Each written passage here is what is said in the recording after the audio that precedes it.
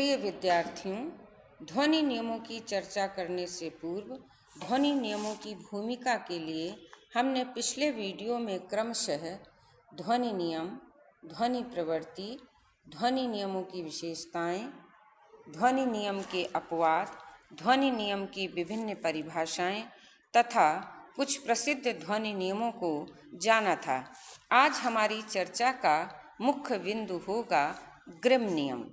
यह नियम ध्वनि नियमों में सर्वाधिक प्रसिद्ध, चर्चित, वैज्ञानिक एवं सटीक नियम है, जिसके आधार पर आगे के अन्य नियमों की आधारशिला रखी जाती है, जिसमें प्रमुख हैं ग्रिम नियम, ग्रासमान नियम, वर्नर नियम और सादृश्य नियम आदि।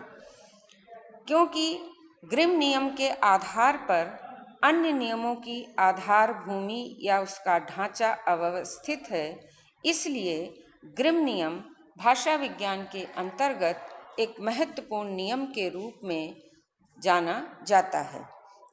चलिए अब हम चलते हैं आज अपने चर्चा के मुख्य बिंदु ग्रिम नियम की ओर। स्क्रीन पर आप देख रहे हैं कि ग्रिम महोदय का पूरा नाम था याकोब ग्रिम, किंतु प्रयोग और प्रचलन में इस नियम को ग्रिम नियम के नाम से जाना जाता है। ध्वनि नियमों में सर्वाधिक प्रसिद्ध नियम ग्रिम नियम ही है, जैसा कि मैं पूर्व में भी कह चुकी हूँ।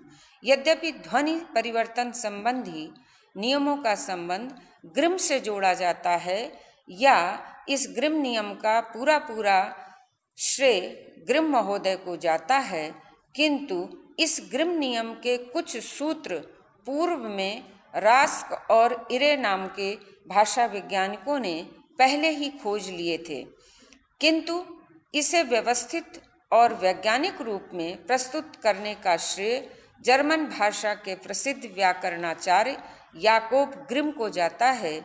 यही कारण है कि आज हम इस नियम को ग्रिम नियम के नाम से ही जानते हैं।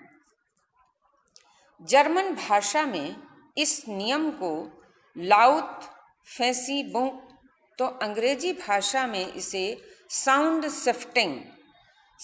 शिफ्टिंग कहा जाता है।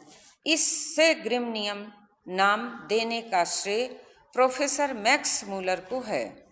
प्रोफेसर ग्रिम ने 1882 ईस्वी में अपने जर्मन व्याकरण की पुस्तक दायत्स ग्रामेटिक के द्वितीय संस्करण में इस नियम का विस्तार पूर्वक वर्णन किया था, और यही विस्तार पूर्वक वर्णन भाषा विज्ञान के क्षेत्र में याकोब ग्रिम को ग्रिम नियम के जनककर्ता या कहें प्रेरणा के रूप में प्रतिष्ठित कर गया। ग्रिम महोदय ने अपने भाषा अध्ययन के अंतर्गत यह पाया कि ग्रीक, संस्कृत, लातिन और जर्मन आदि भाषाओं की जब उन्होंने तुलना की तो उन्हें ये ज्ञात हुआ कि मूल भारोपीय भाषाओं की कुछ ध्वनियाँ जर्मनिक शाखा में कुछ भिन्न रूप में परिवर्तित रूप में प्रयुक्त होती हैं। सूक्ष्म एवं व्यापक अध्ययन द्वारा उन्होंने इन परिवर्तनों में व्यापकता पाई, अर्थात उन्हें ये परिवर्तन बहुत दूर तक होते दिखाई दिए, और उन्होंने अपने इस अध्ययन विश्लेषण के आधार पर इस नियम की आधारशिला रखी, अर्थात उन्होंने इस परिवर्तन को नियमबद्ध करके इसे नियम की संज्ञा प्रदान की। हम देखते हैं कि ये ग्रिम नियम हमारे यहाँ दो भागों में विभक्त है। पहला फर्स्ट साउंड शिफ्टिंग और दूसरा सेकंड साउंड शिफ्टिंग, या जिसे हम कह सकते हैं प्रथम वर्ण परिवर्तन और दूसरा द्वितीय वर्ण परिवर्तन। वर्तमान में केवल प्रथम वर्ण परिवर्तन को ही ग्रिम नियम माना जाता है, और प्रथम वर्ण परिवर्तन अर्थात फर्स्ट साउंड शिफ्टिंग को ही ग्रिम नियम मानने का सबसे बड़ा कारण यह है कि जो द्वितीय वर्ण परिवर्तन है या सेकंड साउंड शिफ्टिंग है, उसका क्षेत्र अत्यंत सीमित है।